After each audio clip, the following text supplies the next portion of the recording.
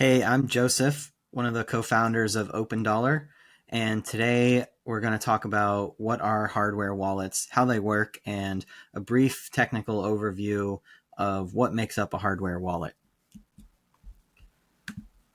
So let's get started. The first thing is, let's just define it. A hardware wallet is a physical device. So the difference between hardware and software is running on your computer. Hardware is a physical thing that you can hold, a physical device that stores a seed phrase or a private key.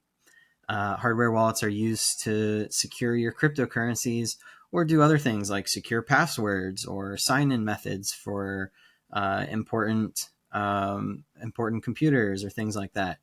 I think a hardware wallet is anything that just stores a private key that's used for encryption, but it could have other features too. It could be used to sign transactions. It could be used to send transactions to a network like Ethereum or Bitcoin. Hardware wallets are often used to create new keys, and people rely on them to secure their keys in different ways. But the main point here is that you have a physical device which stores some data, a private key, for example, and it's separate from the devices that you use to access the internet. So your computer is connected to the internet, and because of that, any wallet that you have loaded on your computer is a hot wallet because it's connected to the internet.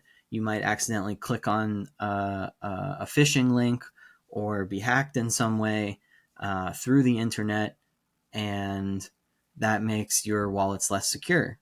But if you have it on a physical device that is stored under your bed or in a safety deposit box or some physical location that you think is really safe, then a hardware wallet just adds that extra layer of security of being in a physical place and not being connected to the internet. So it's important when we talk about crypto and wallets and securing money that we understand where the value is. And when you send someone crypto, you send it to a public address, and their crypto is stored in their wallet, except tokens, coins, Bitcoin, Ethereum, any tokens on any network like that, they're never actually in a wallet. They're never in a physical space because it's all digital, right? So you have to understand that crypto is assigned to an address. It's not in a wallet. The wallet controls the address, but there's nothing inside of my wallet besides a few numbers, besides the private key. And we'll talk about that later. But how all of the balances of how much tokens someone owns, how many tokens someone owns, or how much ETH they have, or anything is stored basically in a table like this, kind of. And you have everyone's username or their public address on one side and the amount of tokens or the value that they have on the other. And just storing this list is a much better way to store digital currencies rather than having them in a physical device somehow. So if Joseph wants to send Jimmy one amount of a certain token, it doesn't matter what, we would, instead of having him send any physical item or send any private information, the system can just update, this is Joseph's balance -1 and Jimmy's balance +1. And if this ledger is always correct, then that's a really powerful piece of technology. So there's never crypto inside of a hardware wallet. The hardware wallet is just used to prove who you are and prove who a user is and give control to a particular person. And the actual value in tokens not stored inside of anything, just stored in this sort of list on this ledger. So hardware wallets are used to create new addresses, and every public address is random. Every private key that a wallet secures is random. And to be secure, we need to create random numbers that are really, really big. And that means that we have to do it very securely. And actually creating random numbers is a very hard thing for computers to do because they're very deterministic. So there's even this place called Larvarand, where there's all these lava lamps on a wall, and there's a camera always taking pictures of them, and the data from the picture goes through some special math, and the actual bits behind the picture are turned into secret huge random numbers. And this is like a really great way to create randomness. And this, I definitely encourage you to look into this if you're interested in where random numbers come from, because there are lots of creative solutions that people have come up with to do that. So if you're building a hardware wallet, the most important thing for it to be able to be secure and to generate seed phrases or private keys securely is it needs to be able to come up with really, really good random numbers all on its own.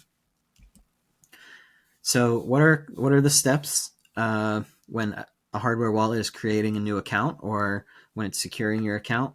Number one, you get a new hardware wallet. It creates some internal random numbers, and it uses that to generate a private key and a seed phrase. A seed phrase, or a mnemonic phrase is what it's sometimes called, can be a 10, 12, 24 word phrase.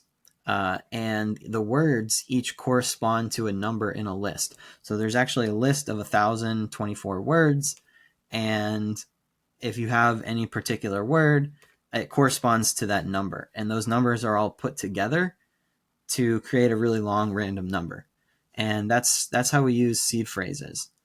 The seed phrase and the private key is calculated from this random number, and a public address that you actually interact with and send crypto to your friend through their public address is derived from the private key or from the seed phrase. And the reason that we like seed phrases is just because they're easier to remember and easier to write down without making mistakes. But really, behind the seed phrase is just the same thing as a private key. So we derive that public address, and then that is used for signing any messages, for receiving crypto. But remember, your hardware wallet never needs to be plugged in to receive any crypto or receive anything, because you can share the public address safely, and you can never share the private key safely. So you only need to share the public address. You don't need to plug anything in for that. And the hardware wallet, to be successful, just has to store your secret number, your secret private key, securely forever. So it has to be able to have memory or storage on board that stores a private key. Perhaps it's encrypted through a password that you have to type in when you access it, or some other way. And even if it runs out of battery in 10 years, it still has to be able to always store that information. So this is about creating a mnemonic phrase and where the seed phrase comes from when you start with random numbers. So first, you have to generate entropy. Entropy is just a fancy word for random numbers, and we use a SHA-256 algorithm to do that for Ethereum addresses and for Bitcoin. Other networks or chains can use other hashing or other algorithms. SHA-256 is a really great encryption algorithm that was invented by the NSA. Hopefully there's no backdoors in it, and they're secretly storing all of our secret information. Nobody knows. It's probably fine. So you generate a bunch of random numbers. The last 4 bits of the last little bit of your random number is used as a checksum, because we want to know that we're not just sending money to random addresses. We are able to prove that this is really a random number that has gone through SHA-256. And so the checksum helps kind of validate that we've done our math correctly. Next, that gets split up into a bunch of different segments, into 12 different segments.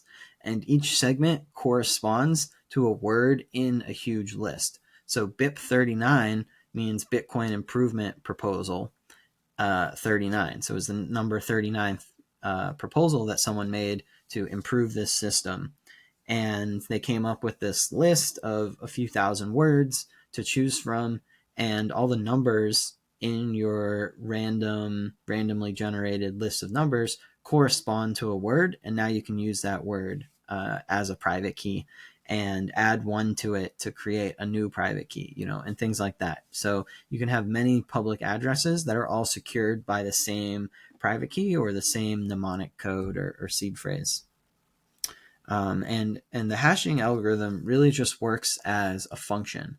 So you might have seen like f of x equals x plus 3. That's a function. So you put some number in and you get out that number plus 3.